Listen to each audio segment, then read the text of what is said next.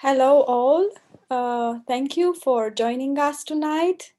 My name is Magda Radu, and together with Ștefan Sava and Alexandra Croitoru, we are running the independent art space Salonul de Proiecte in Bucharest.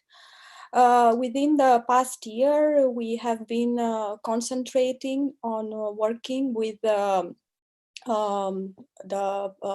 photographic archive assembled by Mihai Oroveanu. Within a project which is called the Photographic Archive between Past and Future, a project which is running until the end of this year. We are running in parallel several activities connected to the digitization of the archive, an online catalog which is available for consultation at photopastfuture.ro. We also organize exhibitions with materials from this wonderfully rich archive. Right now at Salonul de Proiecte, we have an exhibition open until the beginning of July with the images which try to create widely different narratives around the representation of gender in Romania through photography. One important part of our program involves interventions made by contemporary artists who are invited to approach images in the archive according to their respective interests. And it has been an immense pleasure for us to be able to witness their way of thinking, to work together with them in this very important enterprise for us.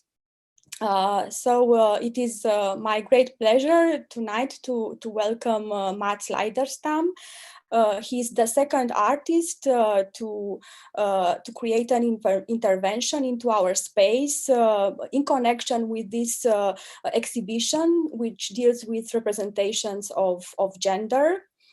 I think this invitation, this collaboration made a lot of sense for us, since Mats is an artist very much interested in gaze, the history of the gaze, gender representation through the image, but also complicated histories of attribution and circulation of images. And this will make even more sense once you hear more about his practice, and also when the public will get to know how he approached this particular photo archive.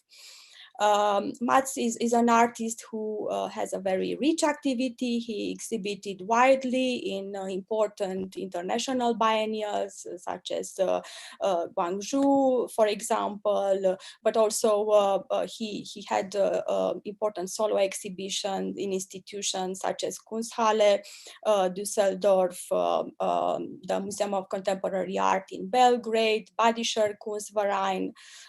So he is a very experienced artist also in working with museum collections and archives. So he will offer us an introduction into his practice, and then he will talk about his intervention at Salonul de Proiecte, which we hope you will come to see.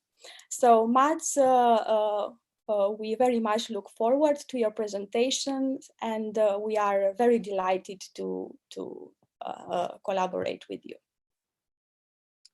So thank you very much, Alexandra, Magda, and Stefan. This is fantastic to be able to be part of this project. And I have decided today to talk about some works from the last 10 years, around the last 10 years, where I've been approaching archives in different ways.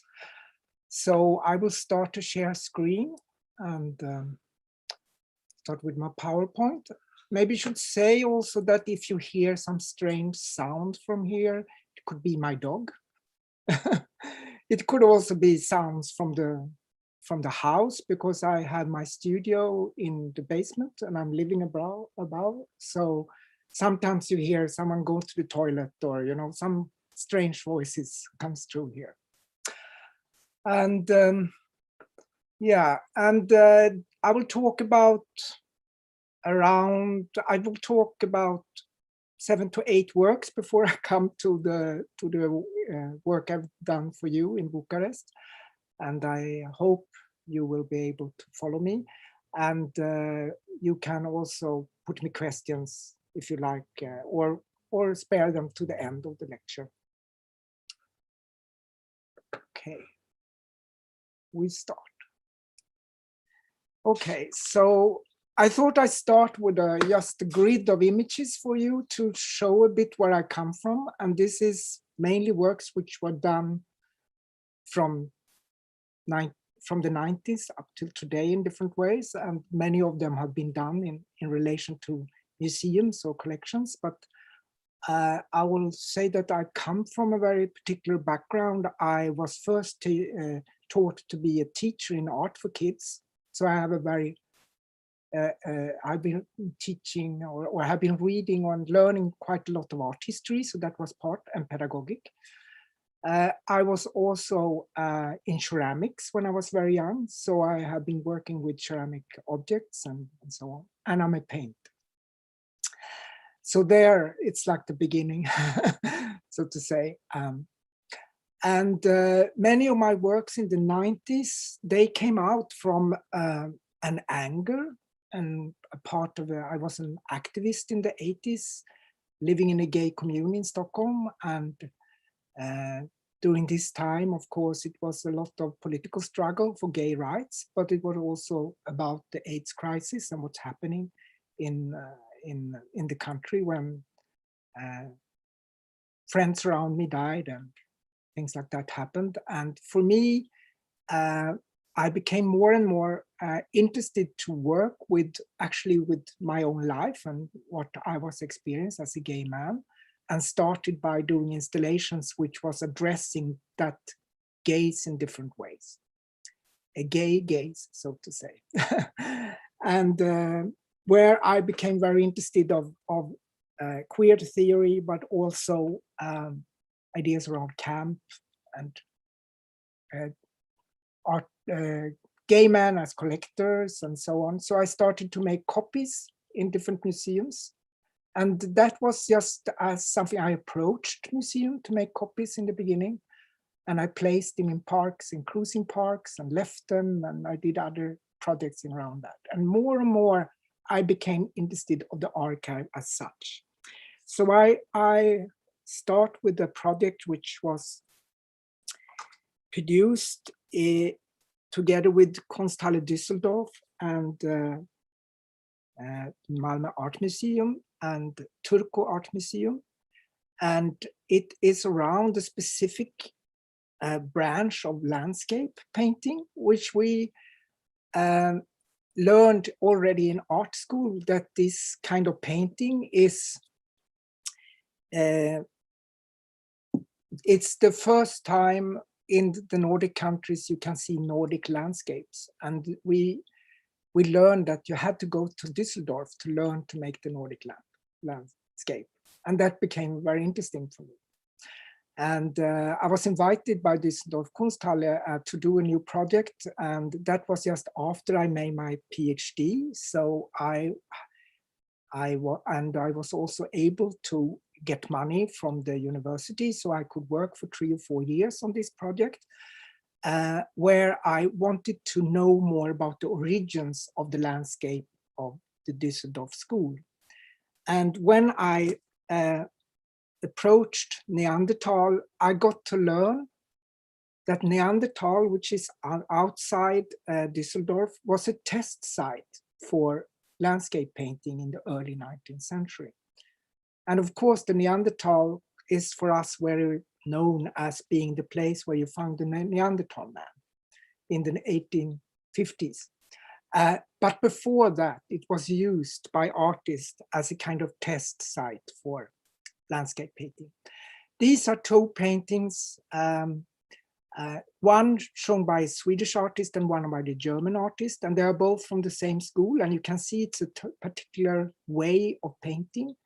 It is realistic, and it is not following the same ideas as from the landscape paintings from the 17th century, which was very strong, you know, like Laurent or Poussin. So these are in a way portraiting the landscape as such, the national landscape as such. But it's strange when you start to put them together, they look more or less as been done of the same artist anyway. And Neanderthal, the Neanderthal Valley, before the unearthing of the Neanderthal man, was this kind of very narrow creek of limestones and grottas and so on. And what the landscape class did was to follow their professor. His name was Johan Wilhelm Schirmer. And he took his students into this to learn to make details of landscape. So they were drawing trees and stones and streams and so on, but not so often these kind of big landscapes. So it was a way of collecting sort of landscape parts, so to say, to be able to compose big landscape paintings. And here you can see a sketch of the same size in Neanderthal made by Schirmer students Caspar Schören and then of the professor himself. And of course, this becomes very interesting to think about this place, the Neanderthal, which now has a big museum talking about ice time landscape and the Neanderthal man, and all these cliffs are gone. And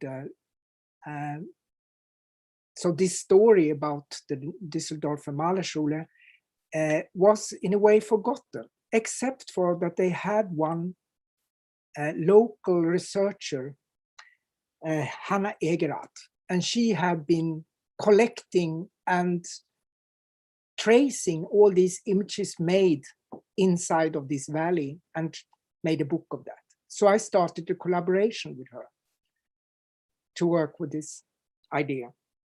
And then I was looking for other stories inside of the different archives. And as usually when I work with archives and paintings I find and so on, I try to translate them into space, translate into what I can do with this material. So I knew from the beginning that I had Kunsthalle Düsseldorf, and Kunsthalle Düsseldorf has one part of the space which is called the balcony room, and one part called the cinema room. And this is what you can see here is the balcony on the second floor. And then you overlook this big space called the Kinosaal, the cinema room, which has an enormous big wall. So I worked with this to create the kind of landscape of landscapes, so to say. And then it's something which has been following me since I was in art school, and it will come up now and then in all these projects, and that is this grid, which you can see here, which is a grid I learned to already when I was in art school, to be able to make copies of paintings or to analyze paintings or to use for composing of paintings. And you divide the canvas according to this way, and then you can organize it. But you can also project it on an image and then use this as a kind of leading for yourself to make the image again, to make the copy. And then during the same time, I was very fascinated by a museum curator from the early 20th century, late 19th century. His name is Benjamin Ives Gilman.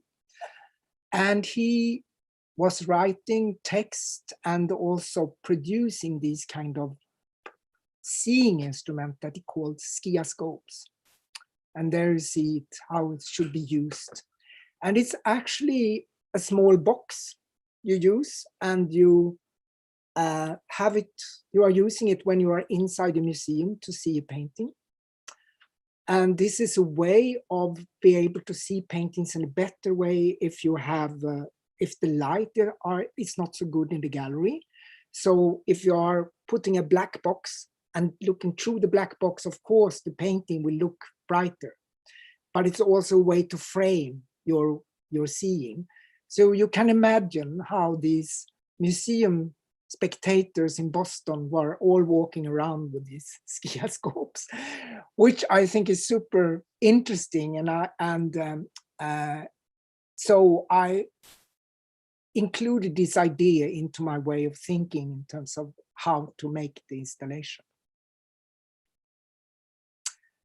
So the installation contains of 7 tables, all designed by me, and a lot of paintings, drawings, books, photographs, so on. And it's 7 different stories. I will not tell you every story, because then we will be standing here the whole night and just talking about this work. But most of the stories is relating to different artists or different places in the Neanderthal, artists I've been working with it, and so on. And on the balcony space, you see these works. And then, as you can see, you can move from table to table, and you can look into magnifying glasses, you can read text, you can look at drawings and so on. And sometimes I made small animations. So you see a little animation here of this, one of the only drawings or only pictures that actually show how Neanderthal looked like, because the others, they just made these details. So you could never see really how the place looked. One story I will tell you about, and this is about a Finnish artist called Werner Holmberg, who was one of the students there. And I became very interested of his work because it was also a very sad story, because he was looked upon as Finland's first landscape painter and the one who made the first landscape depicting Finland. And he died when he was only 30 years old, and he died in Düsseldorf. And I found in Hannah Egerat's book one drawing from Neanderthal that he made. And it looks so strange, because it is like that he is bringing a part from Finland there, because you can't find birches there. These trees are not existing in Neanderthal, has never done. So they are, I don't know why he has put them there. And the other is one of his first landscape paintings showing in Finland. And there you see limestone cliffs in the background. So it is like that he's mixing the landscapes in his depictions. And this is in a way what I'm telling by juxtaposing these works. What I was also doing was to install these bird watchers, which you can use to look at this big installation I did in the Kinosaal of landscape paintings that I borrowed from different institutions in Düsseldorf, but also from Malmö Art Museum, where I kind of mixed them into a big landscape. And I don't know if this is possible on your screen, but maybe you see that it is a grid behind, which is drawn on the wall. So the whole installation is then created on this grid. And down there, you also see one of my skioscopes that are standing there, looking into the only depiction that is actually showing Neanderthal. It's called Neanderthal, and it comes from the Neanderthal Museum. So I borrowed it from there, and it's there now to kind of tell something about how the place looked, maybe. But of course, it becomes this strange mix of Düsseldorf Malerschule and the Neanderthal man. So I go to a much say, much more playful work, which I did in relation to an exhibition at Badische Kunstverein. And usually my work starts with a seeing experience, that I go to a museum or I go into an archive and I see something and I start to ask questions. And this is something you have noticed with me when I was working with you as well, that I find an image and then I start to put questions, and suddenly you find something. Usually it's something there. And here in this case, I went into a museum to see this beautiful portrait showing Johan Carl Eggers, and it was painted around 1816 to 1820 by Friedrich Overbeck. And I became interested of why does it look like that he is imprisoned inside of this frame, because it looks like it's cut or something has happened, and why is it glass in front of it?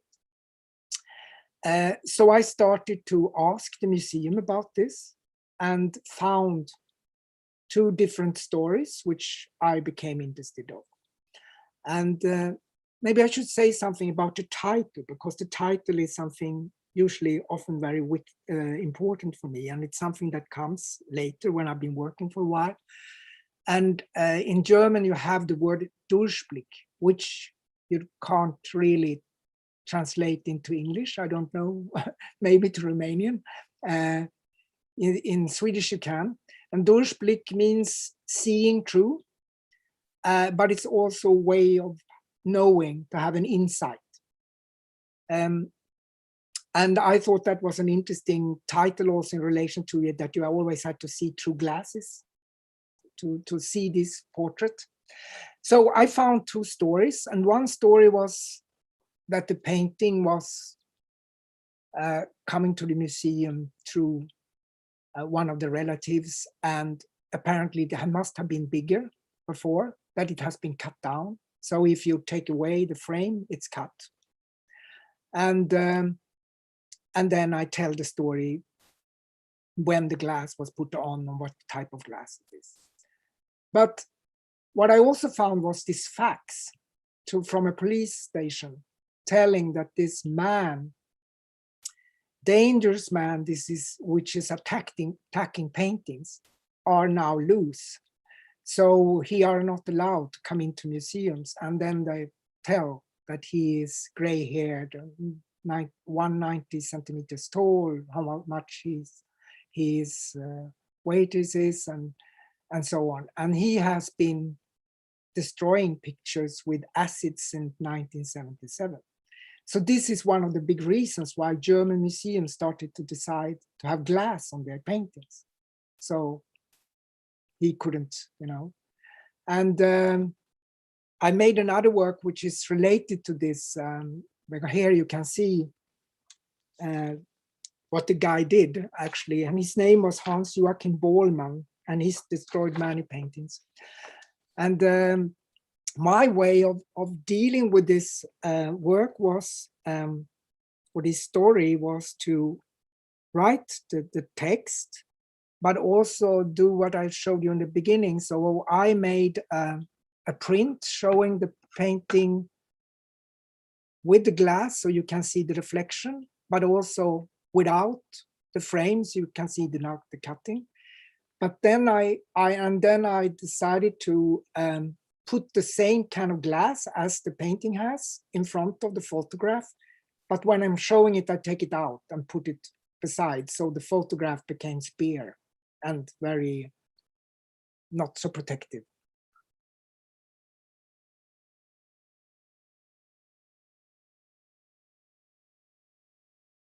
So the connoisseur's eye, it's work which I developed for the Berlin Biennale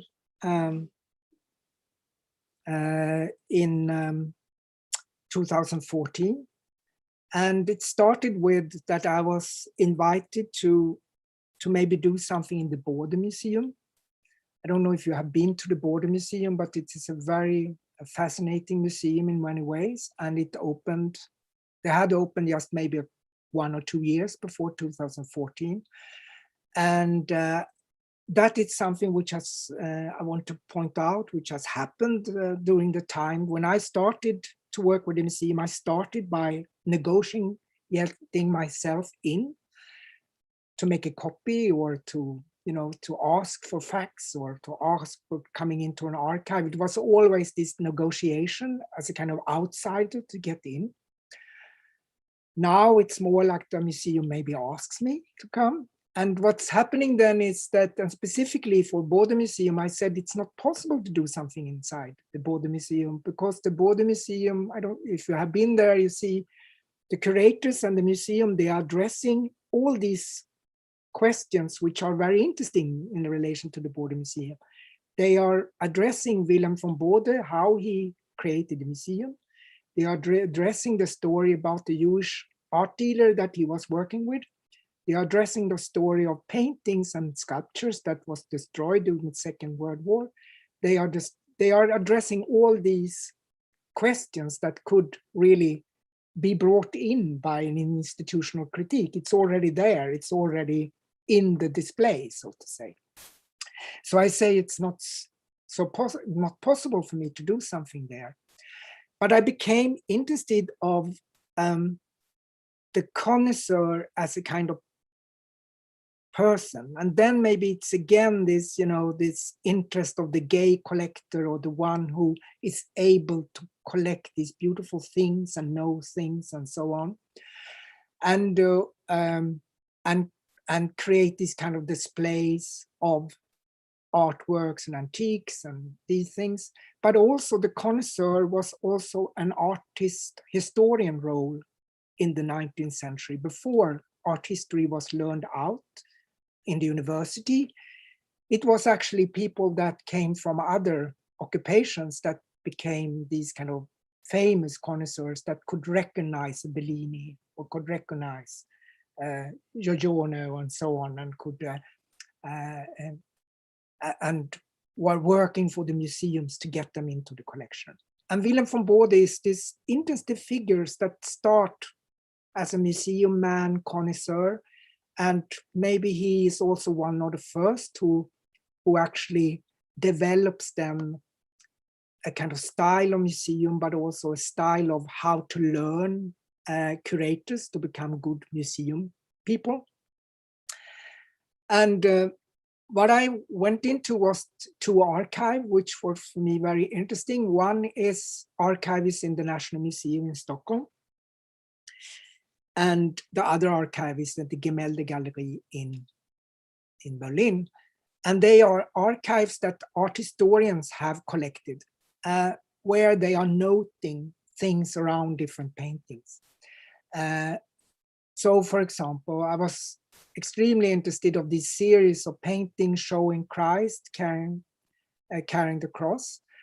And it's Bellini that made one of the first paintings. And then it's a lot of different paintings made by his students or others, and so are showing the same motive, so to say. And I became interested of it also as this kind of beautiful man that is carrying the cross, but it looks like also they are different Jesus. It's a different actors that takes on this role.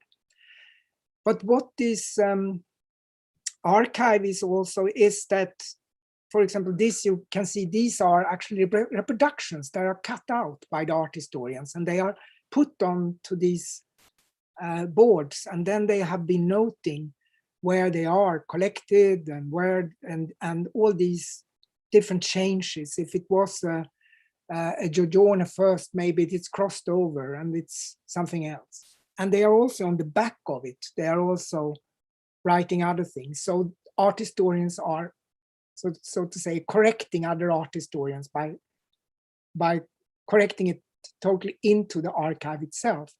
So what I started to do was to photograph these archive sheets, back and front, on this green paper, and in both archives. And I was, of course, looking for pictures that had some sort of interest, which this kind of, again, sort of cruising the museum, sort of cruising the archive to find these strange and interesting pictures that have a double meaning for me. So, for example, I found this. This is a painting by Vermeer, they thought, in 1920s, and it was sold to the National Gallery in Washington. And it was actually Willem van Bode who said this must be a Vermeer, but he was fooled. It's fake. So in the Swedish archive, you can still see that they haven't changed that. They have it on the back, but but that it is a fake. But it still looks like it is. But if you see it, it looks really weird. But the fact is also that Willem van Bode, when he was very young, because he made this, he recognized this as a Vermeer when he was in his 80s. But when he was very young, he was working in a museum in Braunschweig. And there is a real Vermeer hanging. And if you look at the girl, maybe it is the girl he recognized rather than the artist. So that is, in a way, my suggestion by doing it like this. And here is a self-portrait I found in the archive in Berlin by Francois Gerard. And you have all this information on the back, and then also on the back, on the front it was that. On the back you could find a letter from an art historian in France saying it's not him, must be someone else. So you have this strange, funny stories inside the archives, which I always look for. And so in a way, what he is turned is maybe into a kind of unknown, because if it's not Francois Gerard, who is it then? And this is another strain of work I did a couple of years ago called Unknown Unknown, where I looked for the paintings inside the museum collections that are the lowest. They are the ones that the museum really don't know how to deal with, or so even if they can be beautiful paintings. And the unknowns are unknown portraits of unknown people by unknown artists. So they are double unknown. And I also, for the Berlin Biennale, I was looking for these unknown paintings in the Gemäldegallery, and I found this Italian man. And of course, when I was choosing these, I was also choosing guys or figures or people which I thought had a contact with their eyes, with the viewer, and which I thought was beautiful or interesting or in different ways. So here you can see this big Italian man. He's just called Italian nobleman. And then on the back, you can see, of course, other things. And usually on the back, you can see in the same way as from these archives. You can see where they were exhibited, but you can also see these kind of attributions or what they thought it was. So in this case, they thought it was a Tizian, and then decided it was not a Tizian, and then he fall into the unknown. But here is also, he was apparently liked by Hermann Göring. So he was actually taken to one of his offices. So you can see here how they have marked with the Nazi marks. And suddenly you have another kind of story going on the back.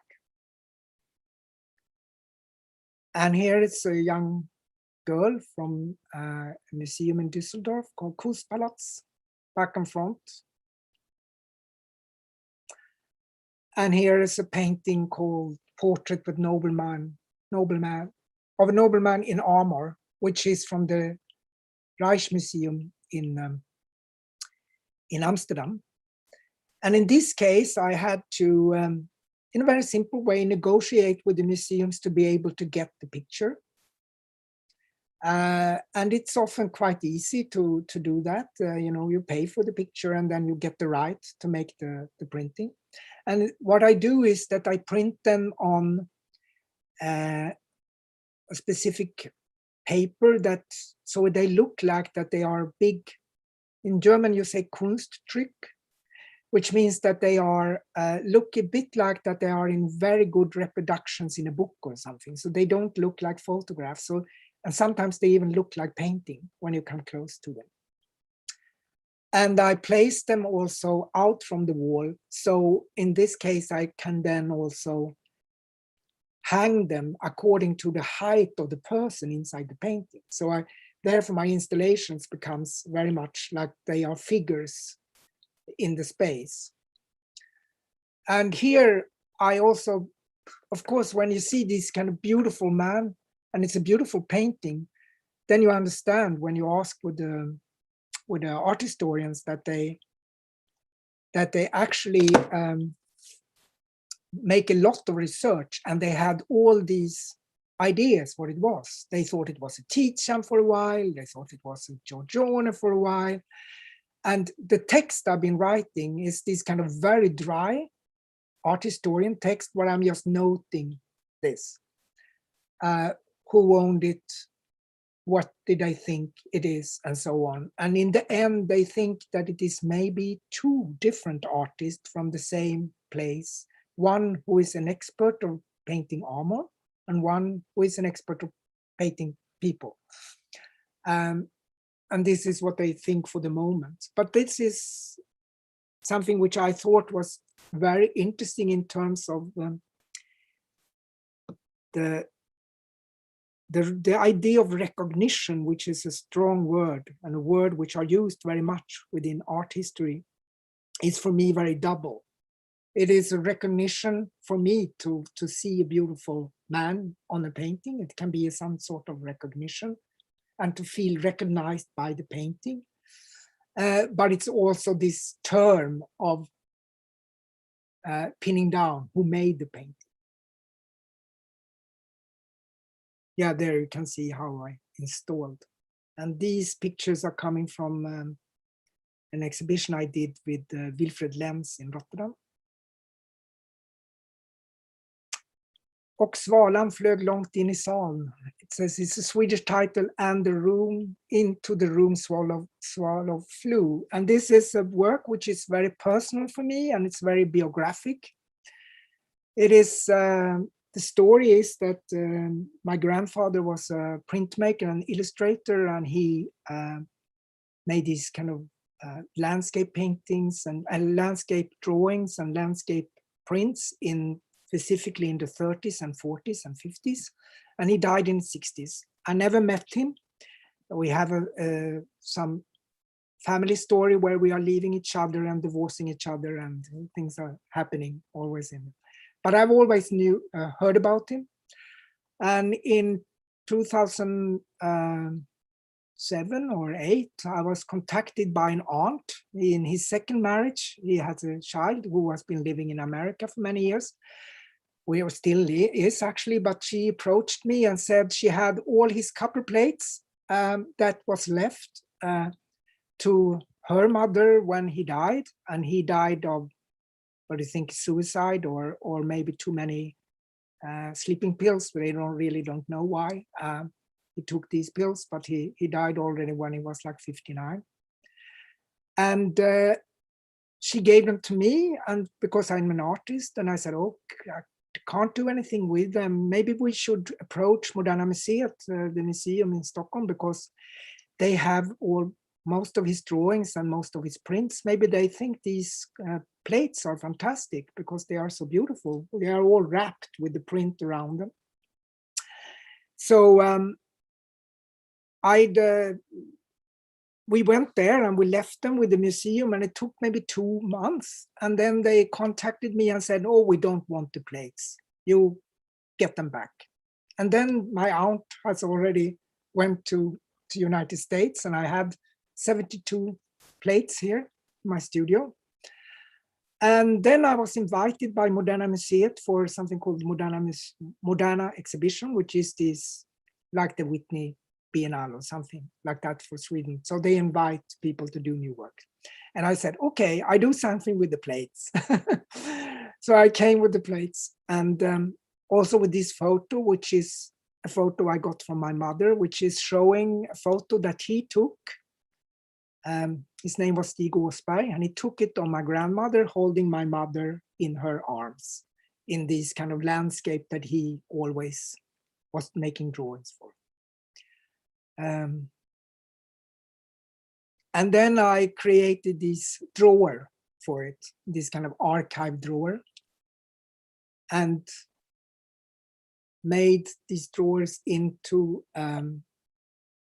these vitrines or display. And here you can see the plates I have, but I also made the research of other plates. So I made drawings of the plates I didn't have. So you can see his first plates and then go to the last one. So the first one is from 1935 and then to the last one, 1968. And he was not so productive. And some of them is portraits of my grandmother and other things.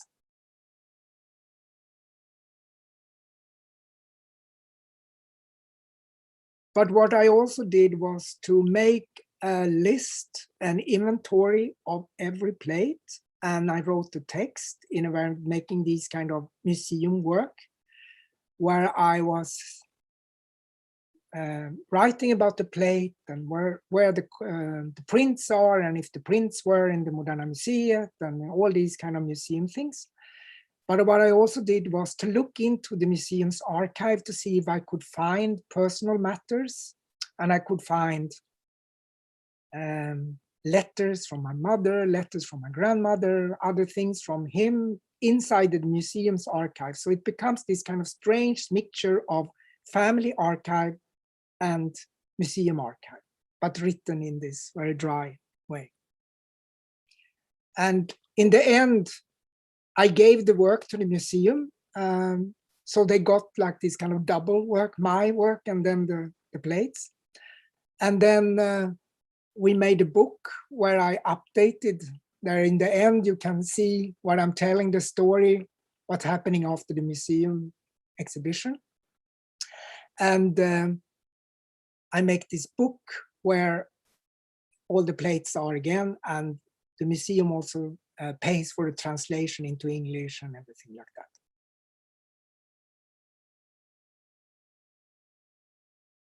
The Great Archive is actually done not as an artist. It's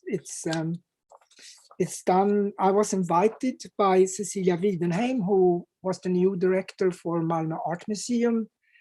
During that time now, she is the director of Tensta Konsthall.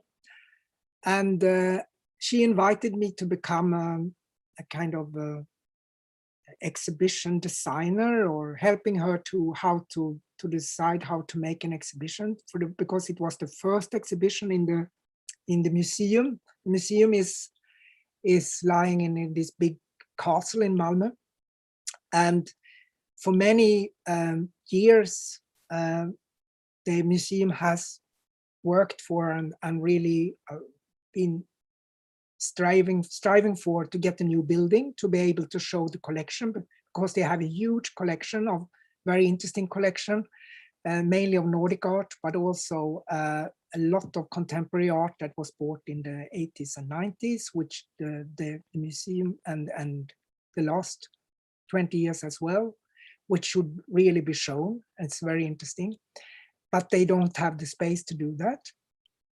So we talked about it, Cecilia and I, that, oh, the first thing people will say when you open the exhibition is, oh, can you show the collection? Shouldn't you build a new building? And how can we see the collection and so on? So I decided, or suggested, rather, not decided, I suggested that we should show the collection, but through the database. So we printed out the whole database of the collection, and we asked the database of this is a specific database which is made in Germany, which many museums have, and you can like ask questions to it, and then it prints out. So in this case, I asked, it to print out from number 1 until number 40,000 something, because it's 40,000 works in the collection. And then also to tell if it is a gift or if it was bought, and the title and artist, of course. So here you see number 1, MM1, and then it goes on and on and on. And we put up these kind of soft boards in the space, so you could like knock them up, and they become this really covering the whole like part of the museum rooms. Here's the first. This is number 1, which I was showing. It's a turtle shell perfume bottle, and here's the man who gave it to the museum. And there you see the first sheet, and then it starts. As you can see, it becomes quite a thing. And this was a way of dealing with the archive in a totally new way for me. I hadn't really worked with the digital part of the archive. I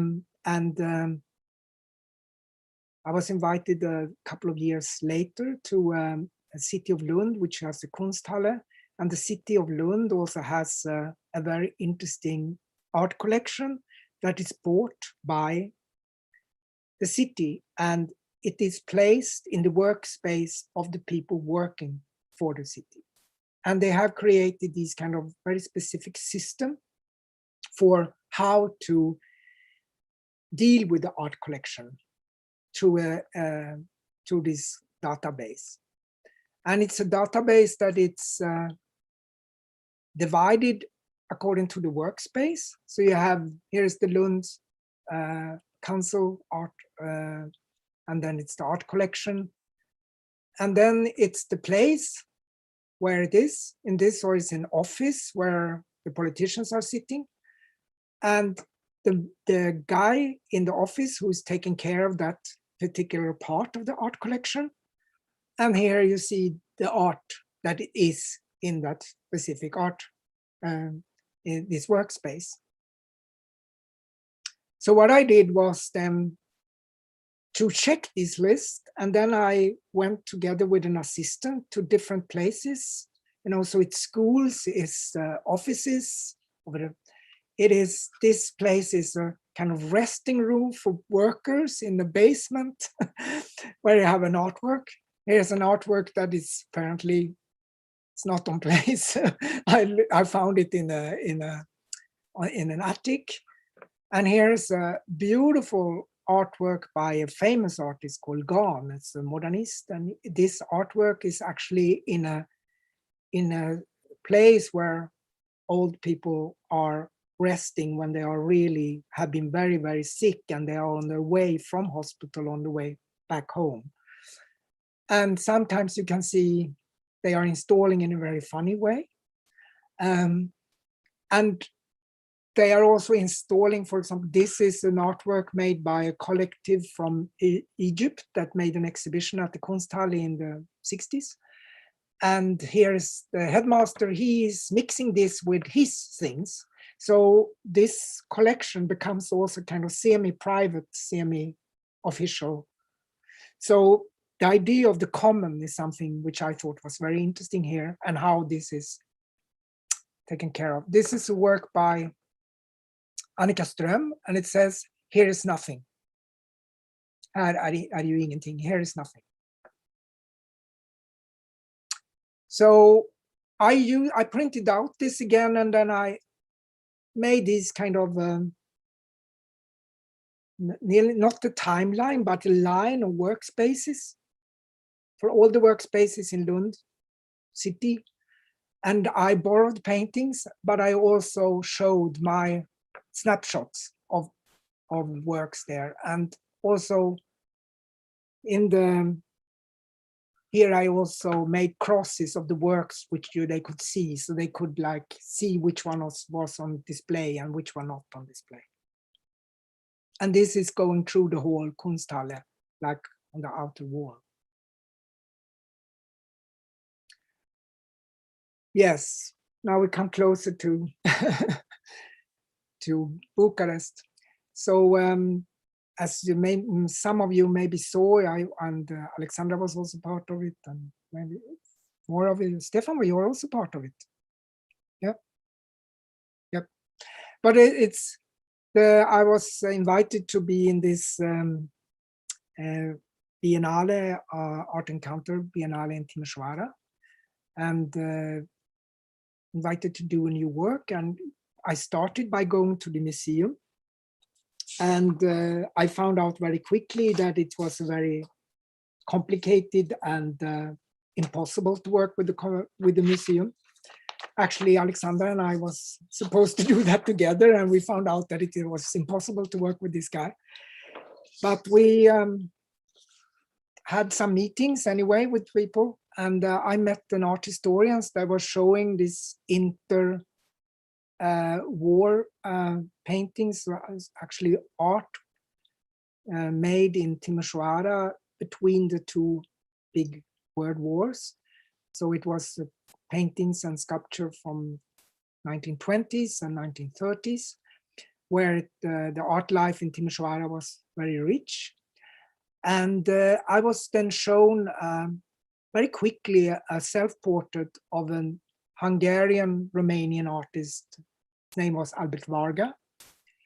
And the art historian told me, yeah, he was here and he was very important. He was one of the co-founder of an art school, and then he left in 1925 or something, and we never really heard anything. We heard that he died in Paris, but we don't know how. It was some rumors that he maybe was a drug addict, that he was criminal, maybe he was killed, or there was something strange around him. So I decided that I wanted to know more about this guy and see if I could find things in the archives and also through the internet, and find as much I could around this guy. So the installation I made here was made in the Faculty of Art of Design, which was the art school which is the art school in Timișoara.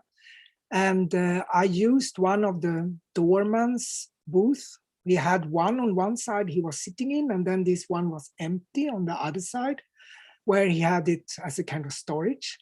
So I decided to use it as a display surface, where I was gluing up all the material I have collected by making research on internet, contacting archives, getting emails, images of association, other self-portraits of other artists I associated it with, other things. So it was all these material, research material I have been collecting, I glued on this box.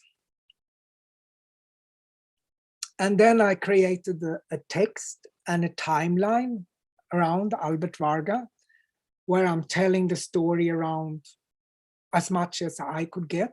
And I collaborated, or maybe not collaborated, it's maybe not the right word. I asked an assistant to help me because I'm not speaking French, and she was able to communicate with the police archives, and we could find stories in the end, what happened to Albert Varga. So he left, and in Paris, he was extremely active in the national movement for Hungary after what happened after the First World War, when big parts of Hungary became Romanian. He was kind of nationalistic, I think, to get that together again, to get the big Hungary again. And then, so he was active in the church. I was able to find him in the Hungarian Reformed Church in Paris, but also find out that he had a traffic accident and he got epileptic seizures after.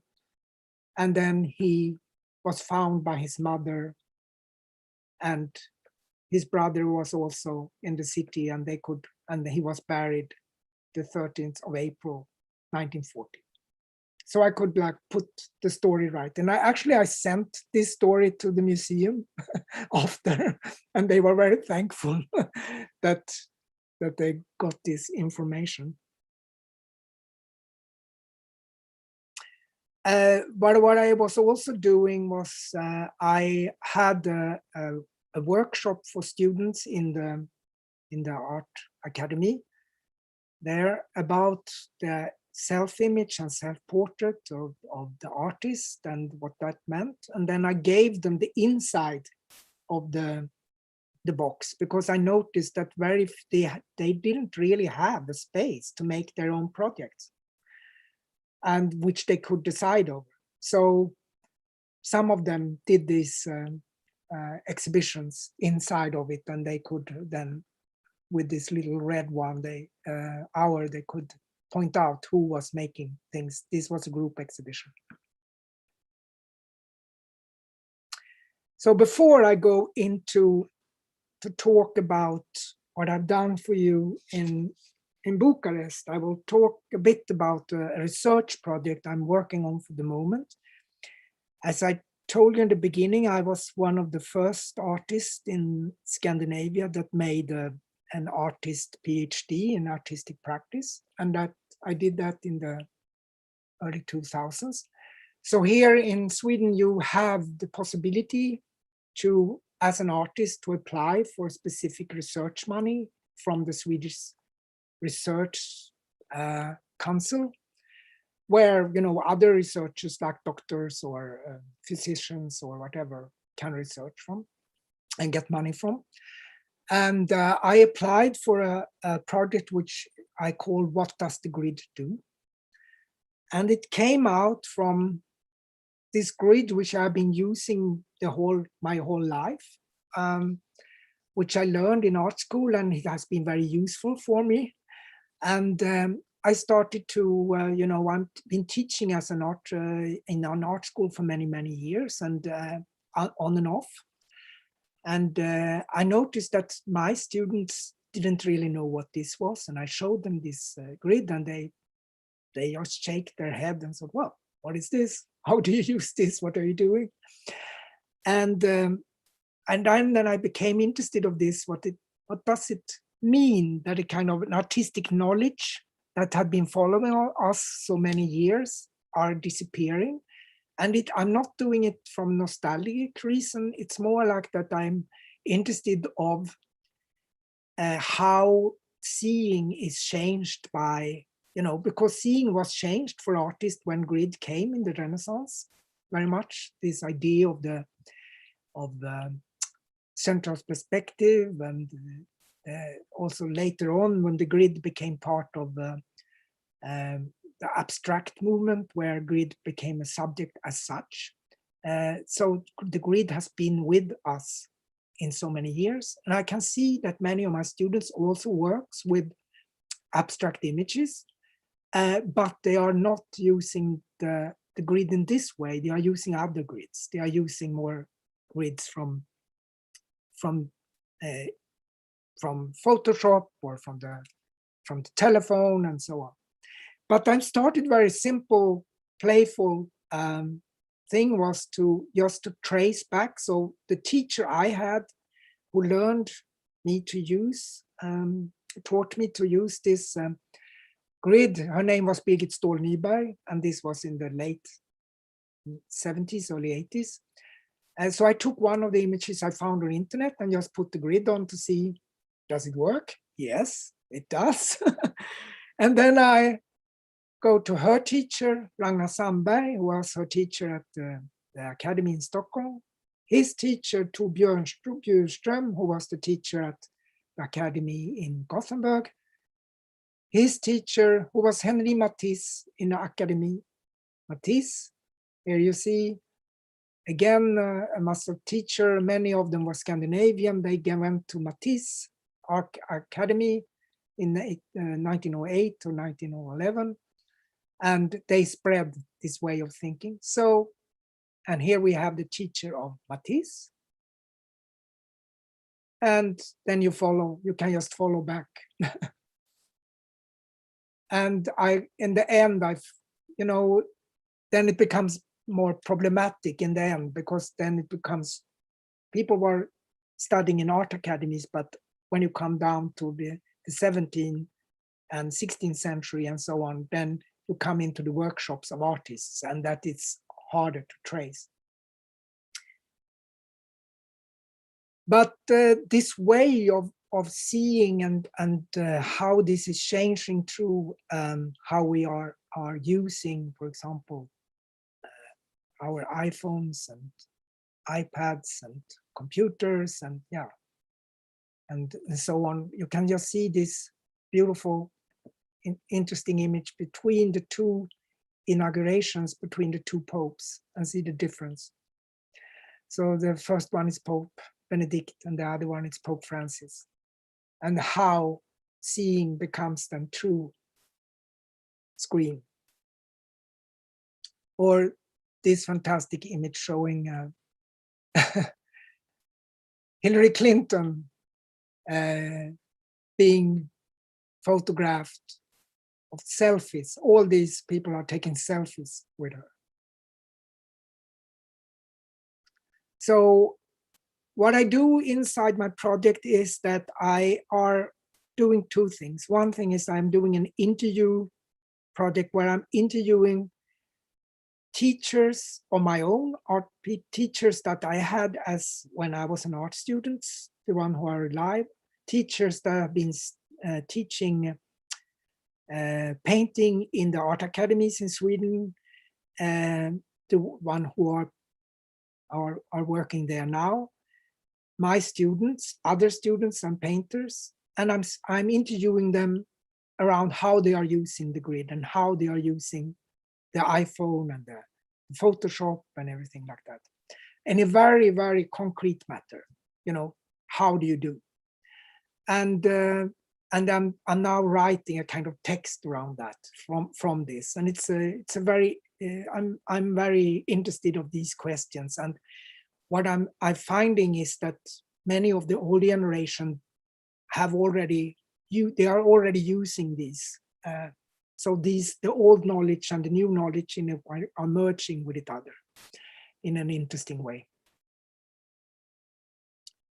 And of course, then I'm also, I don't know if you know about Benjamin Bratton's ideas about the grid, which is where he is talking about the grid as something that we are all part of through internet, but we are in a stack. So we are the user, and then it goes further up.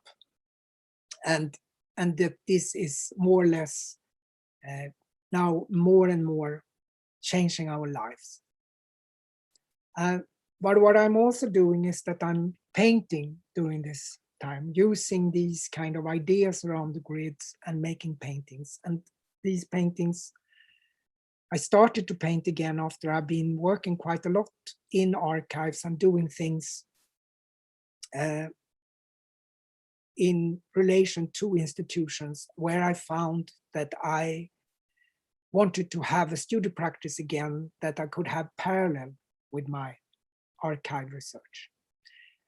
So I started to make these kind of paintings that are kind of mixture between an old way of painting, because they are panels, popular panels, and these kind of grids in different ways. And what I also started to do is to work with my own computer archive. I mean, as many of us, we are collecting images, and I have a lot of images that are collecting through my research in different ways. So I started to make these kind of prints and drawings where I'm connecting different research material I have been using in different parts, but also making, so here it's a part of a Poussin painting from landscape with a man killed by a snake. And up here you see a scene with Simone de Beauvoir when she is shown a small Vietnamese boy that was the Russell Terminal in 1967.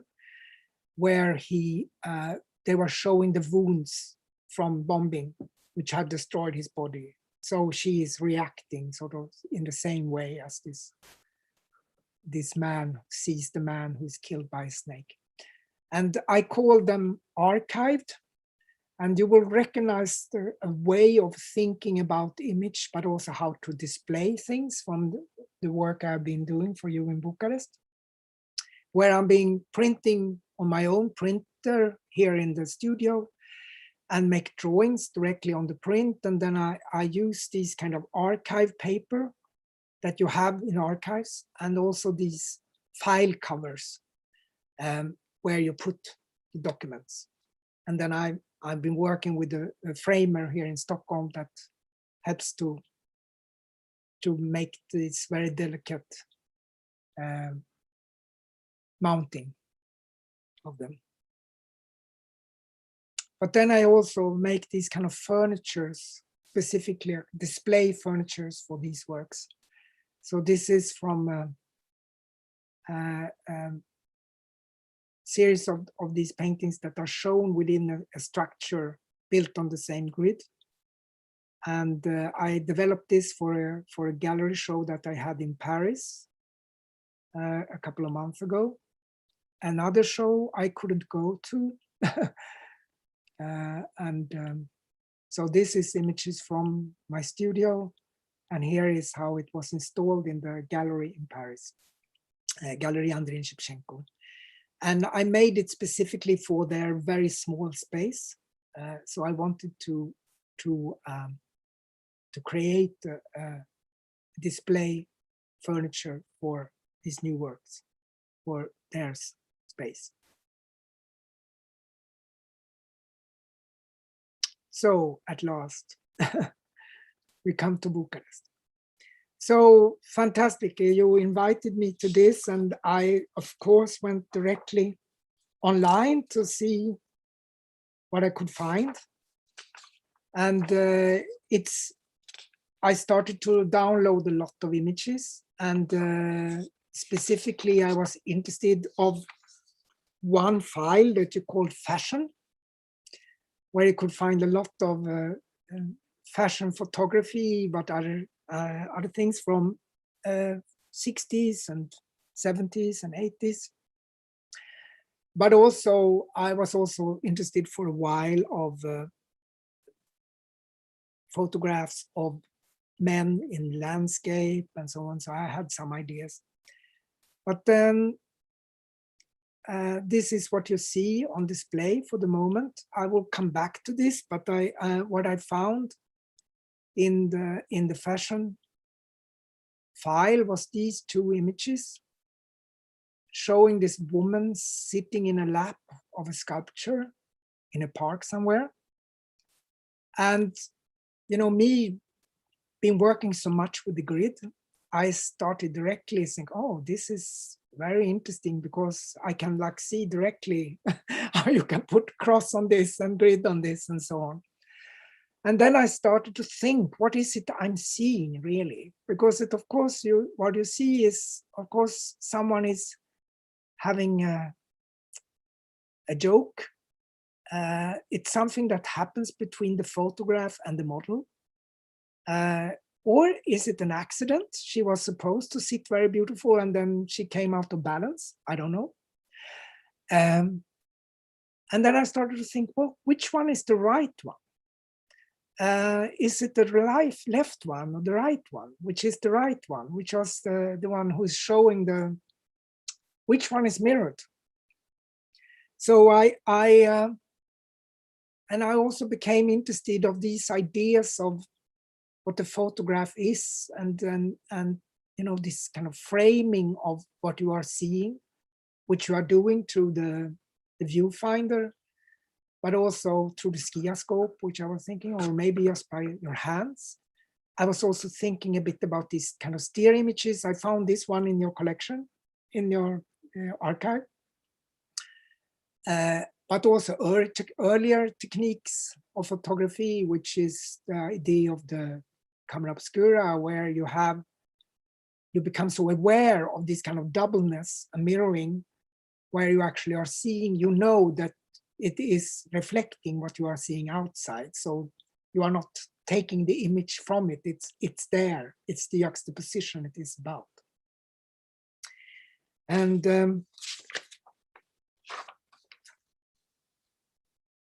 what I also came to think about was this idea of how we think about bodies in the Western countries, and how this has been extremely important for people working with sculpture or drawing and painting, where we learned already from Leonardo da Vinci that the body is perfect and it is possible to divide it into different parts, and you can divide every finger and everything into this. Even today, I found this in one of the newspapers in Sweden describing how this beautiful actor, why he is beautiful. Yes, you put a grid on him and you see how it works. Huh? And so I started to play around with this image also inside the image I found in your archive in my studio, because I have been creating these kind of skioscopes with grids inside. So I printed it and then I photographed it again through this grid. And then I made these kind of drawings where I'm measuring the photograph itself and checking that, but also the paper. The A4 paper also has a size which is standardized. This idea of standardized and the beauty of it. And then I sent an email to Alexandra asking, I hope it's no stories around this, more or less. And of course it was stories around this photograph. So what I got to know is that it is that in fact it is a photograph that was taken sometimes in the 80s, and that it was probably taken in a park. Let's see if I found this text somewhere. There. In a park. Now you maybe will hear strange pronunciations of on Romanian names and so on. In Mamia? No? Mamaya. Ah, thank you. That is a place on the sea, on the Black Sea, famous for being a tourist place, I understand. And the sculpture is in one of the parts there. And in fact, it was made by the grandfather of the founder of the collector of this archive. And his name is Ion Jalea, right? Ion Jala. Sorry? Ion Jala. Jala, thank you. And he lived for quite a long time, from 1887 to 1883.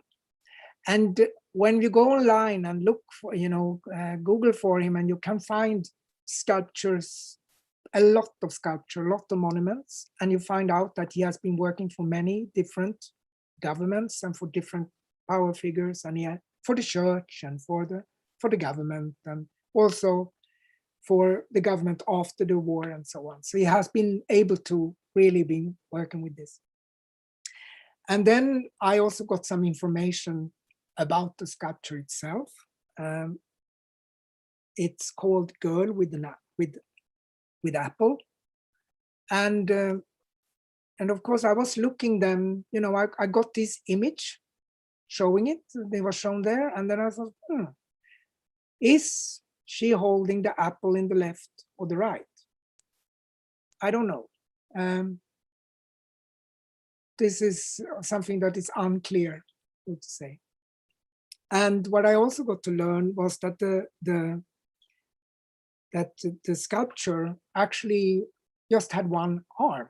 So he made all his sculpture with one arm. And then it becomes even more interesting, this question about leaning on one arm, which arm it was leaning on. And he was apparently very famous. He was also showing this sculpture in the Romanian Pavilion, 1958. And but the sculpture has disappeared, so it's not in the park anymore. So we can't know what's happened to it. And there is also a couple of other images showing what's happening in the park. And here again, one wonder if it is the left or the right arm that it holds the apple. And so I decided to, by thinking through this image, to make a kind of grid work, which is of 9 prints of the same scene, and where I'm kind of measuring different, measuring the paper, measuring, pointing out where the legs are going, also measuring the file cover as such.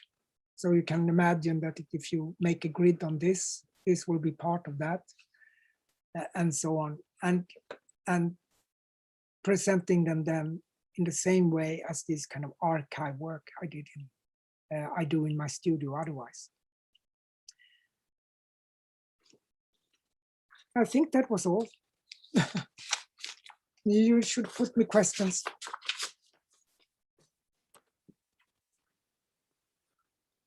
Okay, I start. Thank you, Matt. It was really interesting to find out so many details about your previous work. And I was wondering about your relationship with the physical objects from these museums and collections and archives, and if this is the physicality of the archive is important for you, and on the other hand, how was your experience with this collection that you only could browse online, so there was no real contact? And I was also thinking about the exhibitions that you presented, that in some of them you worked with the original objects, and if this is an important, I mean, it's like a very important thing for your practice, or yeah, I was wondering about your relationship with originals, and of course with photography and the way you browse the collection, there is no original. No.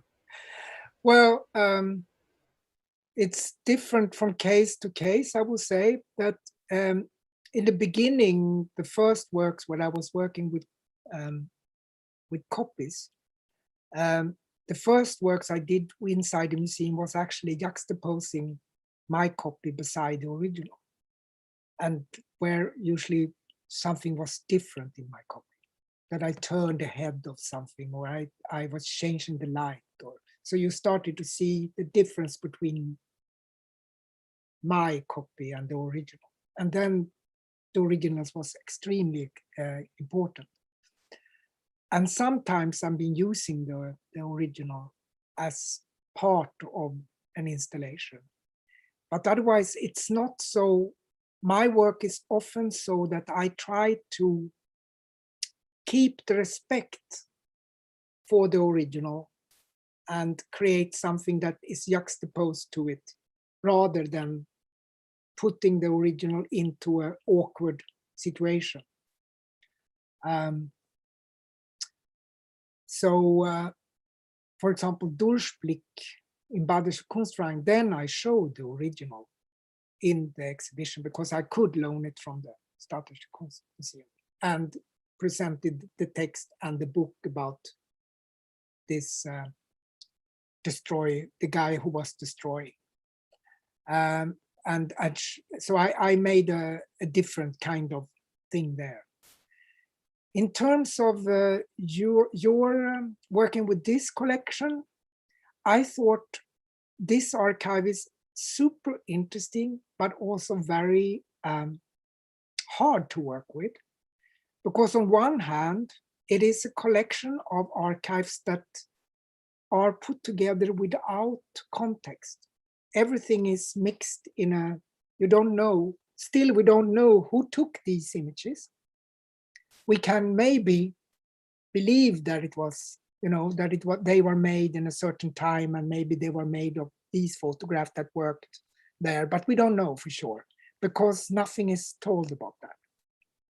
And I think as someone that comes from outside to go into this kind of collection, I'm very, I want to be very sensitive in terms of what I'm choosing, because maybe I've made a mistake. Who knows? You can tell me, because that's why I asked this question.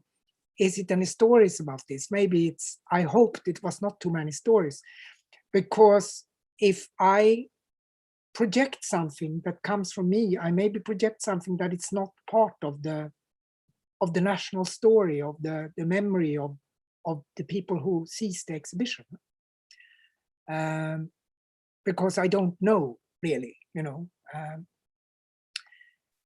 so, but on the other hand, you can also see, in this archive, you could see also, which I thought was interesting, maybe a gaze, the one who collects, the one who have been putting this archive together. And that is very hard to say what that gaze is, but it is apparently something there that he saw. That means that he wants to collect it. Well, you maybe follow up. Did I answer? Yeah, and I wanted to bring up what you mentioned in a previous conversation, that you found the experience of browsing this collection very similar to browsing the internet somehow, because all these photos are floating, disconnected from their context, from their past, disconnecting from each other. And I found that very interesting. Yeah, they are part of a stream of images, I think, and they become that. And I think in both in a good and in a sometimes problematic time, because this uploading and downloading, the images goes into this kind of Chinese whispering game. Every time you're using them, they will get a new story and the old one is disappearing. And this is in a way what I'm interested also about in the story about the grid, that some knowledge is disappearing and something new is coming.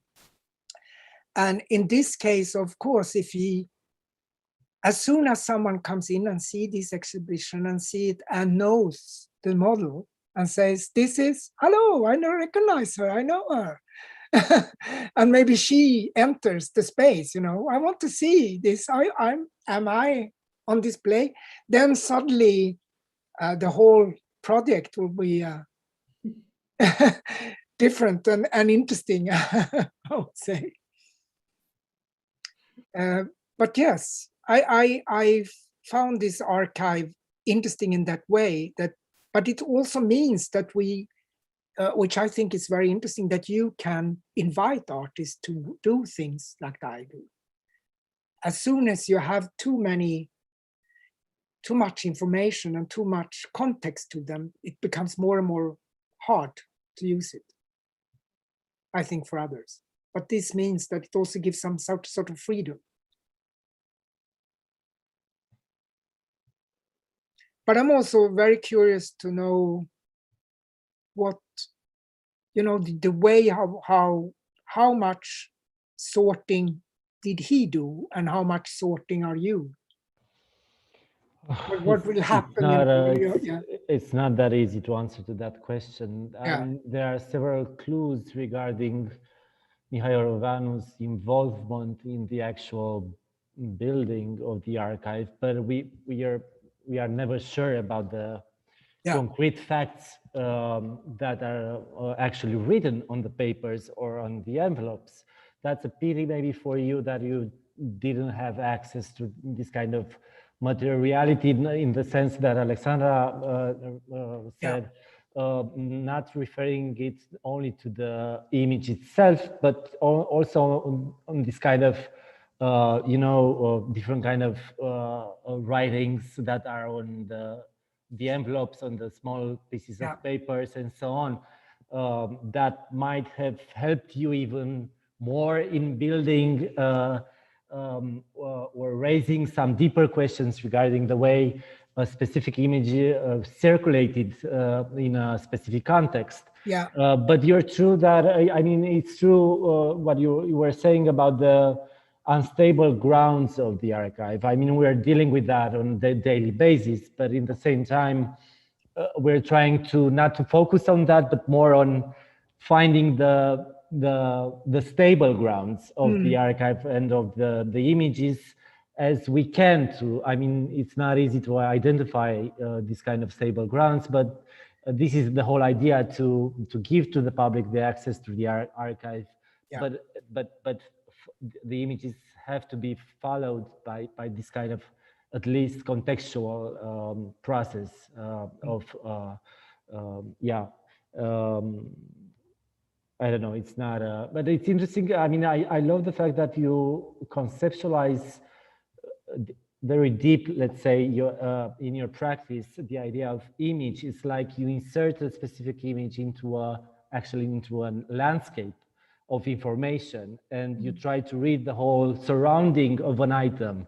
If it doesn't matter if it's a specific photo or a painting or actually a whole archive, but you try to fill in the gaps and to raise some questions regarding the object itself and what it's missing around it. Yeah. But I think I come to think about, because I was in New York during 9/11, and I was also there a whole month after. And in Soho, it started the gallery, which was a strange, very interesting way of building up an archive. And I think this is, that's an archive that is, so to say, your contra archive, which is totally the other kind of archive. But I think it's like a mirror of your archive, but it's totally different, because what they did was that all people could go to this gallery and leave their photos, which were taken on that specific day, on 9/11. So everyone knew what exactly it was about, but it was all these images again and again and again, seeing the plane, seeing the smoke, seeing from all these different, and people were there and kind of looked at the images. It was so weird, because it was still smelling outside, and the thing was still happening, so to say, even weeks after the attack. But people were looking at the images to understand, through building an archive of images. And maybe the archive you have is interesting in the other way around, because you don't have that story. You don't have a certain day, you have a story of a country, you have a certain story of a time, you have a story of, but you have to create the story with these photos rather than, which is a beautiful thought also. I wanted to ask you, Matt, about that. How much you involve fiction or in your work, referring to construction or building the gaps? Do you like to work with fiction, or you are just telling the facts? I usually don't fabricate fiction, but I'm not worried about if the facts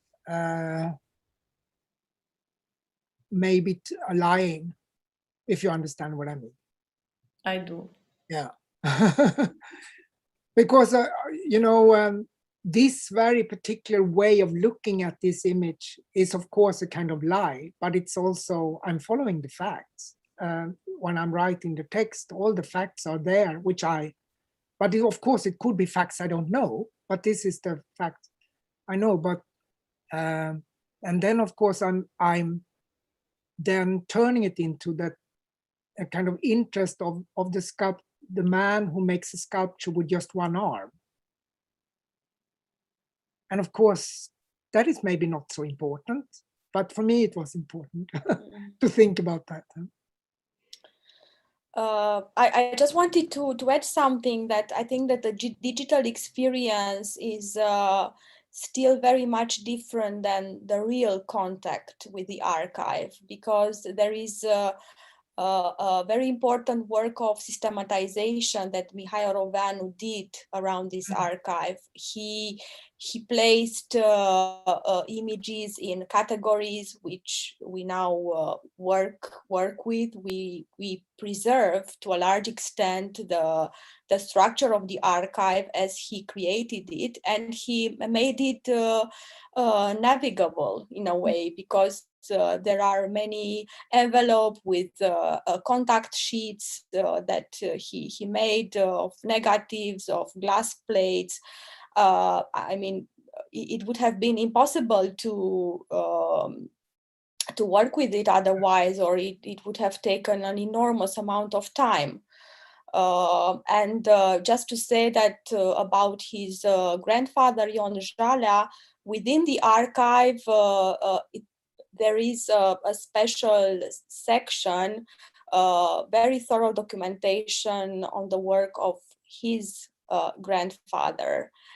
It is not part of our project right now, but I just have to tell you that this exists, and I think Ion Jalea is really an important figure, and an art historian should really work with this extraordinary material that was assembled by Mihail Roveanu around his grandfather. Yeah. So there is an important connection there that you grasped, and I'm glad you did that.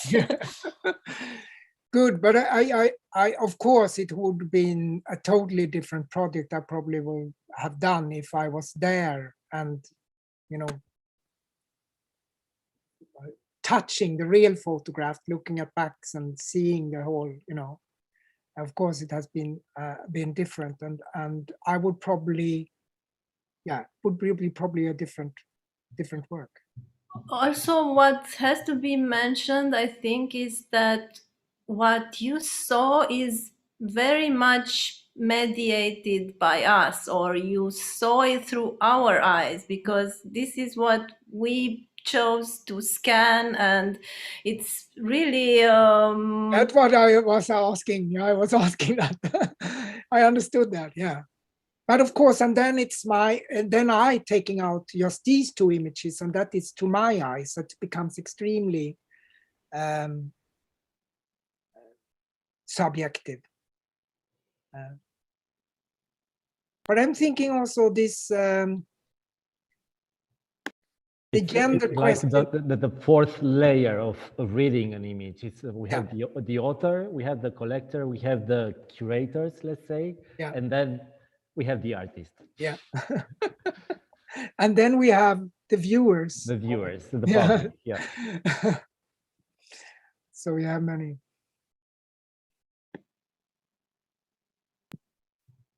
Okay, there are no questions from YouTube. Alexandra, Magda, if you have some more comments to add, or no? I just wanted, I wanted to ask, obviously there's a symmetry that also caught your interest in this image. That is, let's say, formal qualities, is composition. Yeah. And I wanted to ask you this, but it's more like a comment on my part. So yeah, but you're totally right. That it's one of the things I became interested of. But also the game, I think, also we actually became also more interesting to think about that it is in a way playful with this sculpture. It's because I think also these kind of sculptures are a kind of ideal woman sculpture, so to say. You know, these kind of naked women you find in parks and you find in official places, they are coming from the ideas which comes already from the antique, from Greece sculpture, and what sculpture should do in a park, or what a sculpture should do in a public space. And this playing with it, the woman who plays with this, both have these kind of have ideals around them as a model and as this kind of the naked woman in a park. And I thought it was something I recognized maybe also from this kind of mimicry, this kind of playing, you know, kind of joking with the patriarch, so to say, joking with a certain kind of power, which I thought was, which I liked when I saw the image.